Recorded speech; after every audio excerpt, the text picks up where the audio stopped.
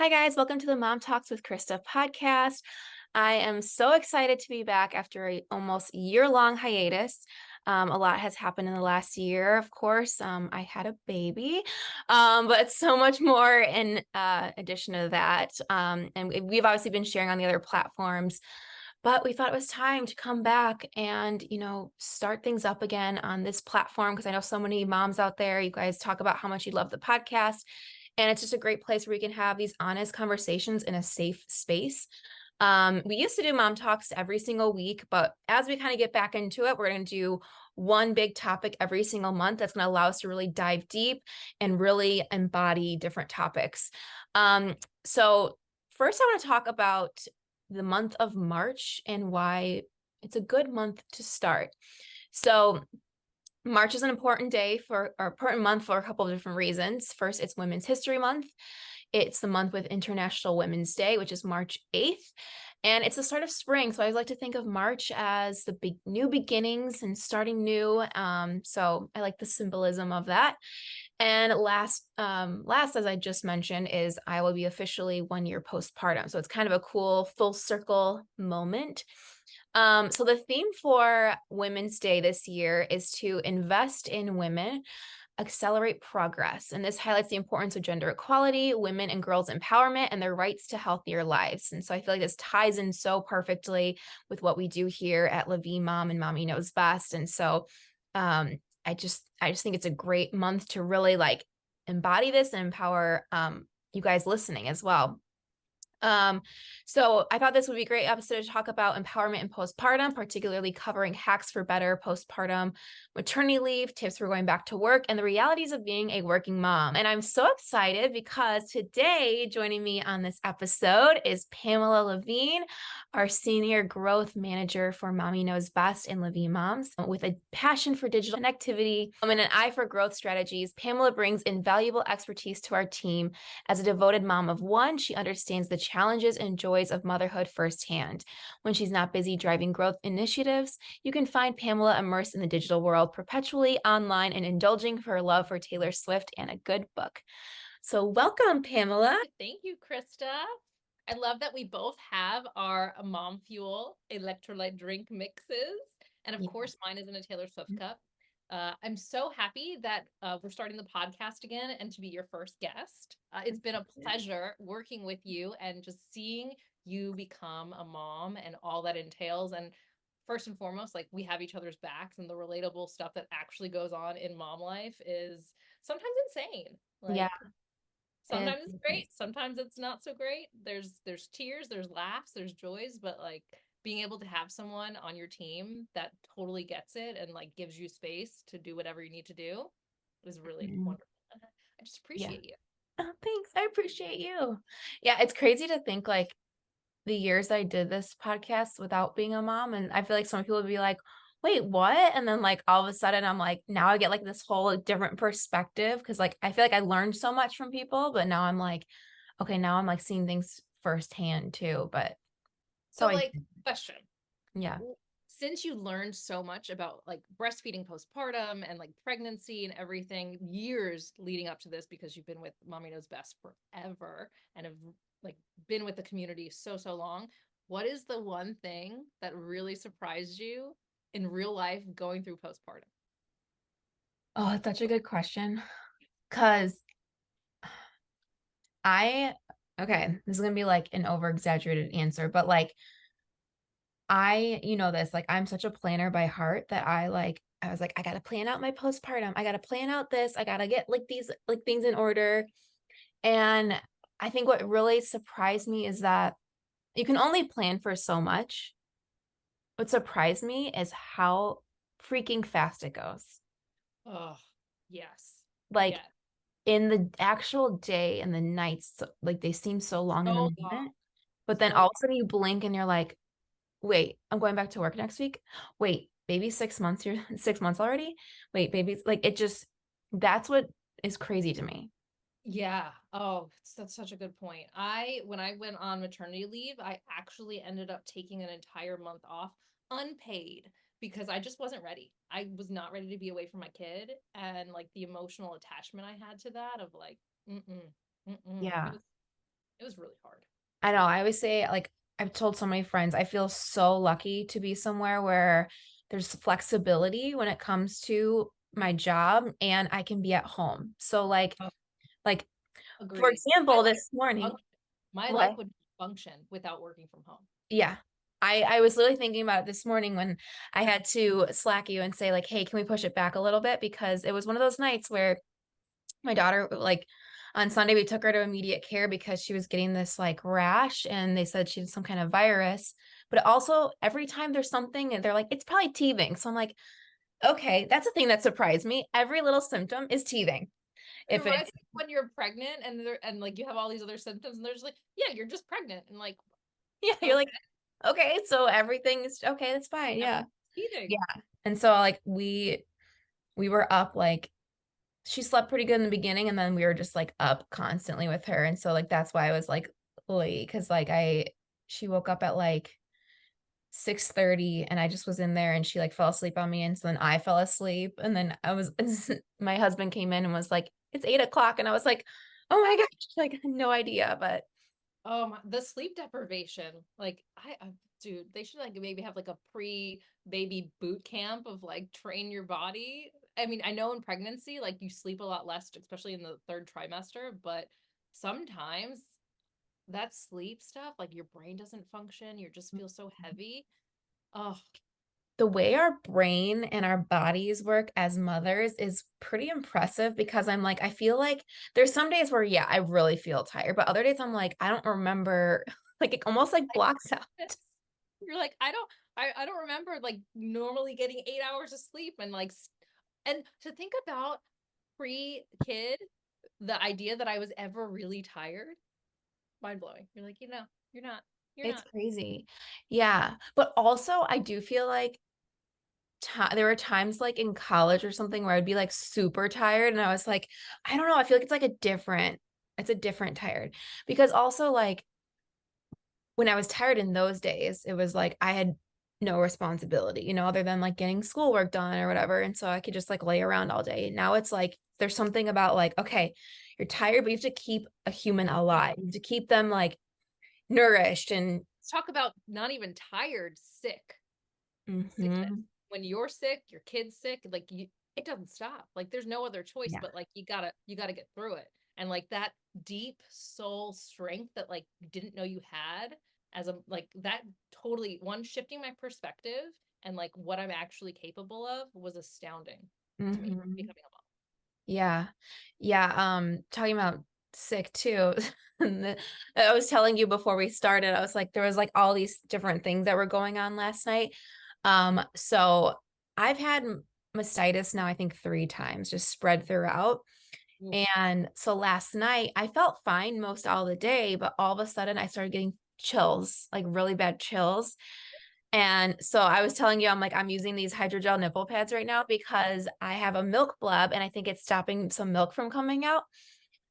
And so last night I literally had chills and shakes and I was like freezing in my house where it was like almost 70 degrees. And I'm like shaking and I'm like trying to take care of my daughter who doesn't feel well. My husband was like, I don't really feel that well either. I was like, oh my gosh, it's just like one thing after the other. No, let's like snowball and avalanche here. Oh, Yes. Um, okay, but I kind of want to I feel like I know there's so much to talk about when it comes to like postpartum and like how how it how it is for every person is so different, I feel like, and the way we can prepare for it. So, what surprised you the most about postpartum and like your maternity leave? And what kind of things did you do to like prepare for it? well, first and foremost, I think like most everything surprised me. So context, like my kid, he's 5.5. So like he was born in 2018, which is pre-pandemic, pre me being obsessed with TikTok and finding like other moms with similar experiences and stuff like that. Mhm. So I feel like I spent a lot of time during my pregnancy learning about birth and not necessarily about postpartum. Did you know that like postpartum periods like 2 years, 2 years I for just saw everything to that. regulate? So Mhm. like that was wild to me. Didn't know that until years after. Um, but like I didn't realize breastfeeding was going to be so hard. For me, I ended up being an exclusive pumper because I had so much trouble. And I remember within like the first 48 hours of being in the hospital, one, I had a C-section. So like things were very painful, Mhm, but breastfeeding, latching was so hard for me. mhm, And I remember being in the hospital, baby wasn't eating because like the latch wasn't going on. I was struggling to move and like, do different positions. And they had to like get the pump on me and they gave him formula. And at that moment, I felt like such a failure. Like I mhm, did not realize it was going to be that hard. Um, so like I kept trying and everything like that, but working out, it worked better for me just to exclusively pump. Like it was more manageable. I did not, other things that I was really surprised about, postpartum anxiety and rage. Like there's a lot of feelings that happen. Um, Things that change with your body. I didn't even know about like the amount of blood clots that would come out or mhm, TMI, but like the first postpartum poop. Whoa, whoa. mhm, Um, yeah, all these different things. I had no idea. So like going through it as a first time mom, I was so, so lucky that I did have people around me, like my mother-in-law. Bless that woman. Bless that woman. But it was really hard. It was really hard. I did not realize how hard breastfeeding was going to be. Like I thought it was just going to be natural. Like this is what your body's supposed to do. And that was not the case for me. So I really wish I would have spent more time learning about postpartum changes in my body, for the hormonal, the feelings, the emotions behind it, and definitely more about breastfeeding. Like the lactation consultant in the hospital was great, but getting more support afterwards, like I feel like I kind of gave up too fast. And if I were to do it again, I would have, learned more and had some more appointments or like, I love the low leche league. So that's some yeah, basics of yeah, what I was really surprised about.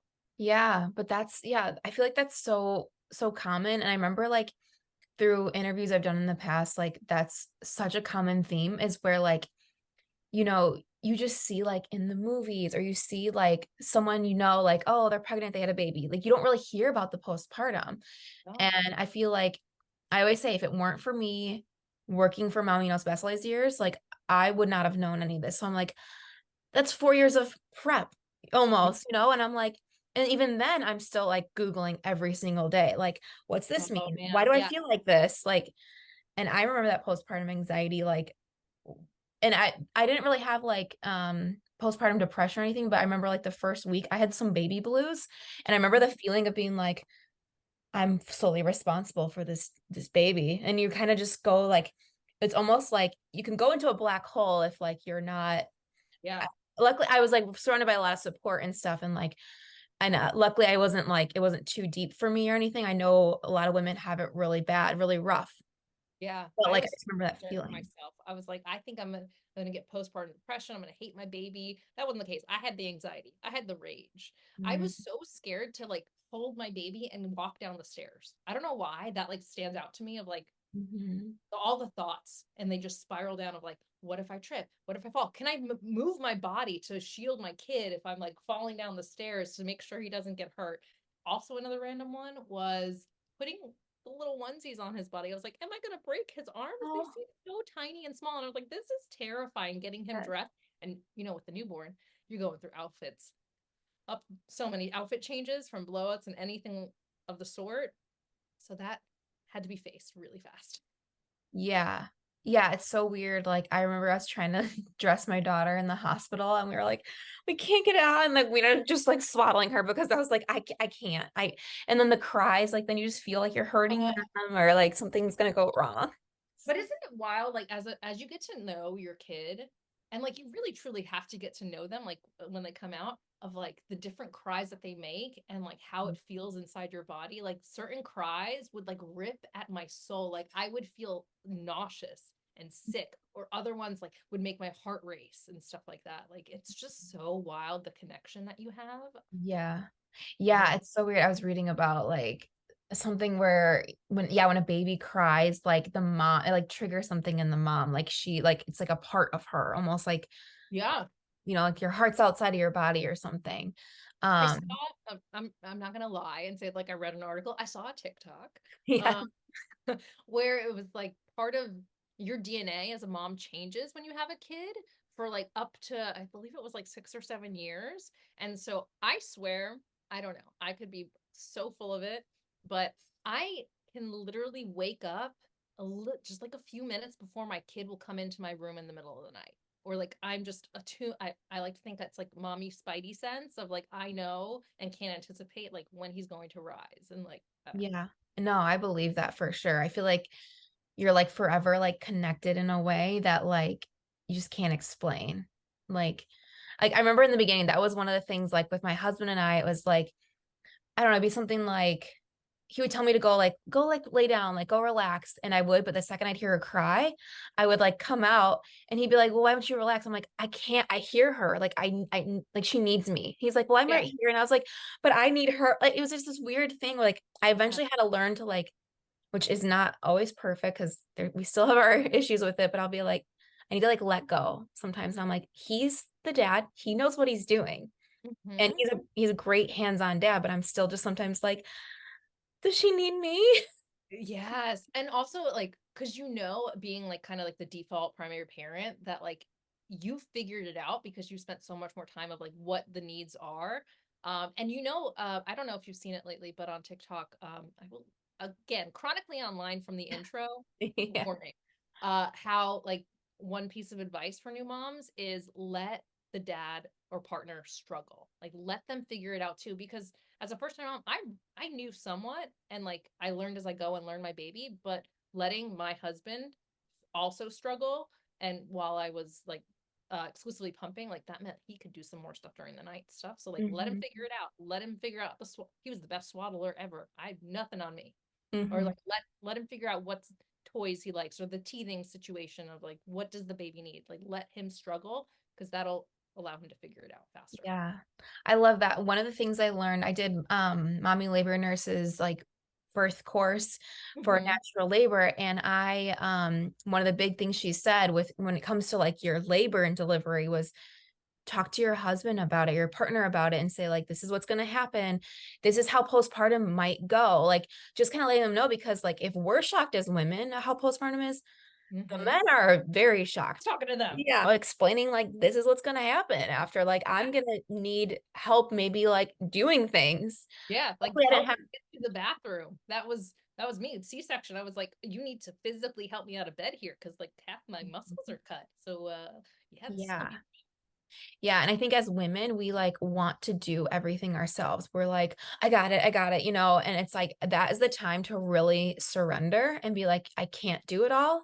And I'm still learning that every day. So I'm not same. here to preach. I'm here to like say like, hey, this is, something we all go through, but like surrendering, I think is one of the biggest challenges and one of the biggest like learnings that I've had in Yeah, postpartum. absolutely. Yeah. Totally acceptance. And like for all areas of my life, not just like parenting and motherhood or communication with my partner, work stuff, acceptance of like what I am capable of versus the expectations that I set for myself, for sure. Because Mhm. my expectations of what I can actually do when I'm sleep deprived, hungry, haven't showered, running on steams is way different than what the baseline of like just keeping that baby alive, keeping my Yes. sane. That's good Mhm. enough. Yeah. Yeah, I totally agree. Um, so as we kind of talked about like preparing our partners for postpartum a little bit and like doing all those kind of things, getting ready, what are other things that you would recommend, like maybe if you did it again, or what were things that you did back then to like prepare for postpartum to kind of have like a smoother experience? Okay, so this is what I did mentally, which I don't know if I'd recommend it to anyone else. So like take it with a grain of salt. I envisioned that going postpartum and having a newborn was going to be the worst experience of my life. I was prepared. I was like mentally was like, you are not going to sleep. You're going to be so tired. You're not going to know what you're doing. Things are going to be out like it's going to be the worst of the worst. It's going to be so hard. So with that expectation of it, this is going to be the most terrible experience ever, but we're going to get through it. I was pleasantly surprised. So Mm. then, like, the sweet moments of like on the chest, baby naps, and being nap trapped when you have to pee so bad, like, there's beautiful moments in that. And so, my expectation of this is going to be the worst ended up here of like, this is all right. We got this. Another one is building up my support system. So I found out I was pregnant, and it just so happened that like a few other people that I wasn't really friends with very much, like acquaintances, just happened to be pregnant at the same time. So we like formed a little mom tribe, and that was so helpful just to like, when like you're in the middle of the night and you're up feeding and stuff like that, just to be able to like send a text because one of your mom friends, also Mhm. postpartum, newborn phase, is going to be kind of up at least some point, and you're going to cross ships in the night, and just to know that you're not alone, Mhm. amazing. So like, finding those mom friends, maybe like I would probably do more of like maybe pregnancy classes and things like that to kind of meet some more people. I recently moved across the country, so building the support system is really, really important. Um, and again, bless my in-laws. So when I gave birth, my husband was actually, I lived in Los Angeles. He was working in Las Vegas and would come home on Thursday nights for the long weekend and then go back. So like 4 days of the week, mostly five, to be honest, I was by myself with a newborn. It was so hard. But like because I had my great support system, my mom crew, I had my other friends that like didn't have babies, but like showed up with food. One time my friend came over and like I was so exhausted and I was so happy to see her. I was smiling, but like I was crying, like tears were just streaming down my eyes. And she's just like, go sleep, please. Go sleep, please. Also, my in-laws, they were so gracious of spending one night while he was gone at my house with me. So they did the night shift. I only woke up to pump. And it is incredible what like just a few hours of like uninterrupted, like I sometimes miss the pumping session of like uninterrupted sleep will do. Like I was like, I can take over the world for the next few days and make it through. So Yeah. definitely like trying as much as possible to get a support system would be like really, really the Yeah. best thing ever. Like the village. And unfortunately, I feel like in our society we really lack that as far as like supporting moms is Oh, having a village of accessibility. 100%. It makes such a difference. And Mhm. like, I see moms post in our Facebook group all the time, like if they're a single mom or they live on the other side of the country, not knowing anybody, no friends or Yeah. family nearby. My heart breaks for them because I cannot imagine how my postpartum would be if I didn't have my husband here or my in-laws, my like family coming around to come see and like help, or they'd be like, "Hey, if you want to shower, I'll come over." Um Yeah. and yeah, I couldn't imagine like cuz we have a pretty I would say like a pretty equal relation like partnership where like he like especially right now like he's off Monday and Tuesday so he can kind of take over and watch her while I work and then he doesn't work until afternoons the other days and so like that's been really helpful, and he got, uh, 2 weeks paternity leave, which was so nice, which I know a lot of parents don't get, a lot of husbands don't get. Totally. Yeah. So, I think, yeah, your support system makes such a big difference, and knowing you have people to reach out to, like you said, in the middle of the night, like, Yeah. "Hey, are you awake? Because I am too, and I'm struggling," or How much stuff did you buy in the middle of the night from either Google searching questions or that like seriously, the dopamine of like, I just need a little treat coming my way. Oh, so Oh, guilty. it's Guilty of that. bad. Yeah, anytime I would just, like, be scrolling Amazon and be like, "Oh, I think I need that," and, like or, anytime we'd be like, "Oh, she needs this," that's when I would think of it in the middle of the night. Like, I would even if Yep. she wasn't up and I was feeding her at the time, I would wake up and I'd be like, "Oh, I need to order that." Yep. It really helped too, like, I met a friend, like, when we were pregnant, and so that really Yes. helped too because, like, when I was going through a hard time, like, she would always, like, check in on me because we were kinda going through the same kinda things, and we'd be, Yeah. like, texting or something, and that, like, helped so much just knowing, and it's Well, funny you sometimes it mentioned. felt so crazy, right?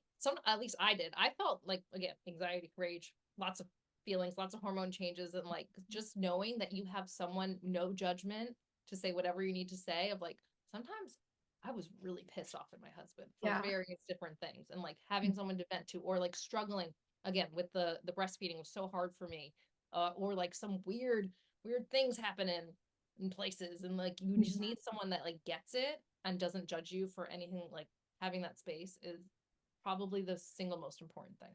Yeah. That's another thing that really surprised me too is, like, you can be up all night or, like, have a really hard time getting baby down to sleep and just feel, like, exhausted out of your mind, but then you, like, see them in the morning and you're like, my heart just like burst. Like you're like, I love you so much. I just want to like, oh, like squeeze you. You're so like it's the weirdest feeling. Like you're all over the place. You're like, I just want you to go to sleep, but then they go to Yes. sleep. You're like, I miss them and I just want to see them in the Okay. morning. I still do this. I look at just I'll put him to bed and be like, that, oh gosh, you're done. You're done. You're quiet. I'm not like no one needs me for anything. This is Yeah. my time after the bed. And then I'll just be like looking through pictures and videos of my baby. I'm like, I know. You're like, where does the time go? yeah. Um, so you talked about like lowering your expectations when it came to postpartum. It's funny because mine is almost the opposite. I feel like kind of, but like, like people when you like are pregnant or you're like going to give birth, people love to tell you negative things. Like when I was pregnant, people would be like, oh, well, you're not gonna get sleep until they're 18. Oh, this is gonna suck. Or, oh, I bet you're so uncomfortable. Like they are always so negative. Yeah. And then at my baby shower, a friend of mine, she was so I'm trying to think of how she worded it, but she's like, I just have to tell you, she's like, someone, I don't know if she said someone said this to me or whatever, but she was like, when you're up in the middle of the night nursing your baby, it's the most magical time. She's like, because the world's asleep and you two have this amazing bonding time. And like the way she worded it, and I'm totally butchering it right now, but the way she worded it stuck with me my whole postpartum. That when I would wake up in the middle of the night to feed my daughter, I was like so excited to see her. And I was like, this is such a special time. And I was like, okay, I'm going to bond with her. Like, not to say like maybe an hour before I was like, go to sleep, but, but like, I would be so excited to like see her because of this, how positive my friends like words were to me. And her daughter's older, like she had like a I think 10-year-old. And so she was like, I just still remember those moments. Yeah. And I was just so that like really helped me too, just to kind of like remind myself of like, she's so little, like let me just soak it all in. And perspective is so profoundly impactful. And but again, you got that sort of perspective and that, that crystal of hope or whatever, I don't know what we're gonna call it, through a mom friend and Mm, community yep. and support. Like that's really where the magic happens, I believe. And like, oh, that's just so beautiful because you can like the fact that that stuck with you today and you're probably going to carry that on for 20 more years. Yeah. Share it with all my mom friends.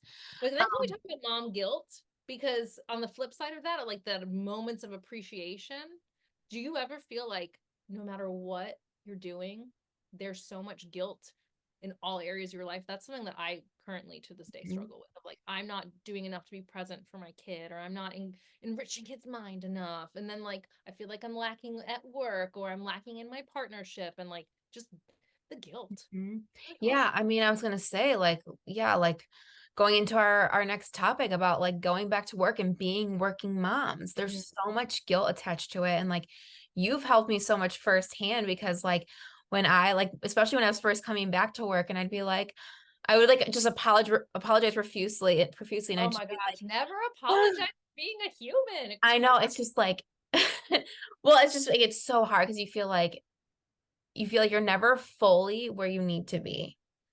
Or even if like you're away, like I can count on the number of time in my hands that we've been away from my daughter. Like we've only had someone watch her maybe like 2 or 3 times.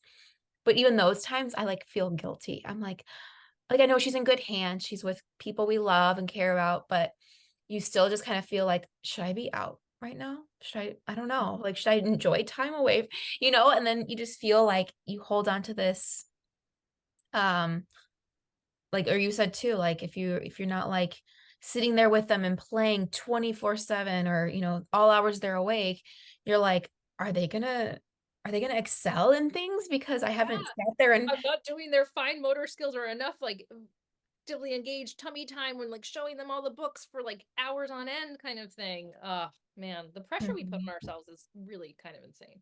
Yeah, I saw something recently where today's moms almost have it harder because there's so much more comparison with social media. Like Yeah. social media can be great for so many things, like obviously education, community, but there's so much comparison. And so the second someone has a baby, they're getting bombarded with this is what you need to do every single day. Oh, are you not doing enough tummy time? Are you not doing enough stimulation Oh, of your brain? And yeah. so we're comparing ourselves. And then you I want to add in the layer of like a full-time job of like all the demands and responsibilities and brain power that goes to that while you're simultaneously having all these expectations and demands and learning because you don't know most of these things in real time like that. Mhm. Whole nother whole nother bag of tricks. Yeah. So what were some like tips, or how did you, I know you said you ended up taking another month off on your maternity leave. So what was that like for you when you eventually went back? How did you kind of like adjust better to that? Oh man. Well, first and foremost, I was really fortunate to find awesome childcare because that's not the situation in a lot of America today. Like Mhm. affordable, reliable, safe childcare is not easy to find, not the norm. It is really, really hard for parents these days, and especially because most like families, both parents have to work. So like the amount of resources that go into that, I was super lucky. Again, through my mom crew, I was able to find this in-home daycare at a family's house that just felt so right to me. When I met Miss Jessica and her family, it was like a warm hug. And it was like, I know that I can trust my kid with these people. And like she's had 4 kids of her own and there's all these little babies. Like she helped me so much. Like when I had questions, like she was one of the people that I relied on. Like she knew so much. So when you're pregnant or I planning for the childcare aspect, especially if you know that you're going back to work as early as possible, because there are so many limited options. So like, what does that look like on your budget? Like realistically, really, really honestly, what can you afford? Because it is expensive. It is so expensive. And like, what does that look like? And talking with my manager about like what kind of flexibility I have. At the time I was with a company that there was not a lot of flexibility where I was driving an hour and a half each way to the office and like I had to do some figuring out of like that's not going to work for me. That's not going to work for me anymore.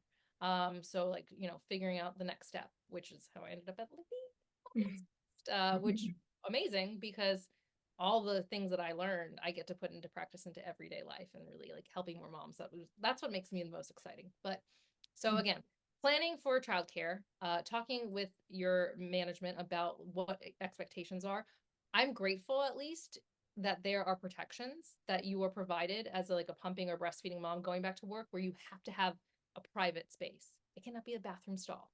That you are not penalized for pumping to nourish your child. Like those are all these types of things. Like it takes education and preparedness for. So I would say like, researching what your rights are, making sure you know your schedule, any kind of things that you need. For me, shameless plug. LaVie warming massagers were a game changer. Oh my God, I know if I have to hear the word game changer again. But it's for a pumping mom, like really helped my milk flow and let down. And like milk supply was a challenge for me too. So like making sure I had products that supported me too. Mhm. Yeah, I was just talking to someone about that because when you are in an uncomfortable space, especially like you're Mhm. pumping, I've heard so many moms in the group, I'm so surprised by it, they have to pump in like their boss's office. And people don't realize how much stress or like tension can Yeah. affect your milk supply and your letdown. So that's where like, yeah, I've swore by the warming massagers too, because they help you kind of just relax and just like kind of get into that like spa mode almost. Yeah. Because I've noticed that straight up, like if I'm super stressed, I have so much a harder time pumping.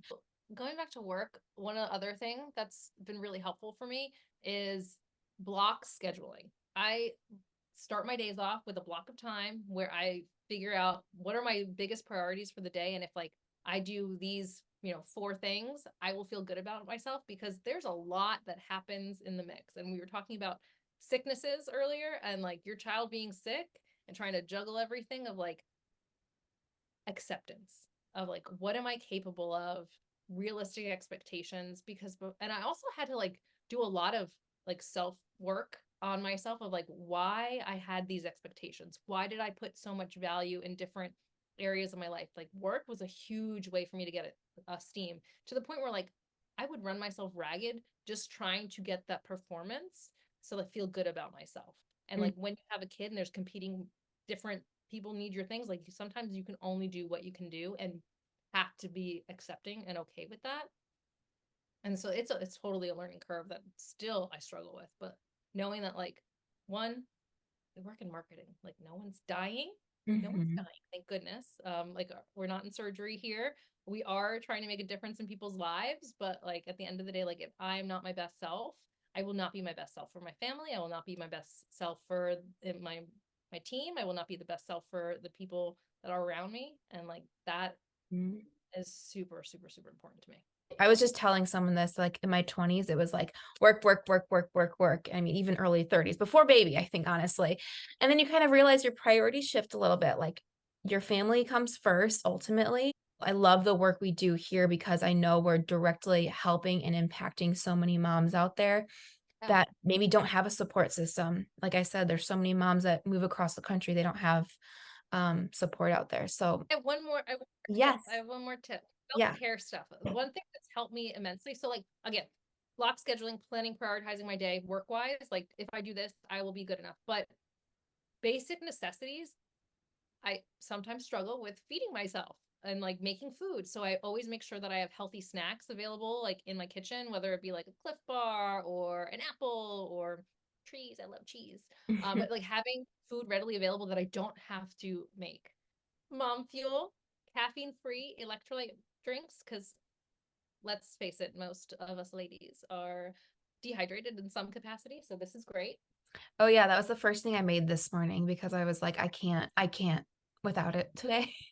Yeah, I right. needed it. And then another one, you see, I have my walking pad behind me. Love that thing. But like just moving my body with, again, low expectations, Mhm. reasonable, of like just moving my body for 10 minutes a day. That could be stretching. That could be getting on the walking pad. It could even be a 10-minute dance party by myself about getting ready with Taylor Swift in the background because I'm obsessed.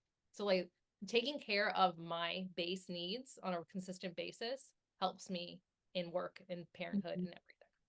One thing I heard years ago that's really helped me now is that everything that we do for ourselves, our kids are going to learn and pick up on.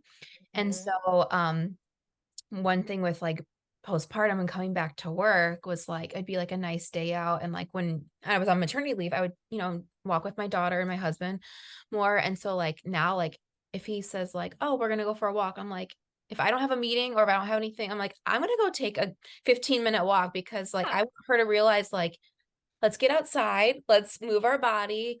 And it's amazing to like even just stepping away from your desk in general, it's so good because it clears your head. And I feel like it's so much more focused when I come back too, because I'm like, okay, I Yes. got away, I got some fresh air. Let's start. Let's do this, So listening to your body and taking care of yourself, like not only nourishing, but moving your body for sure.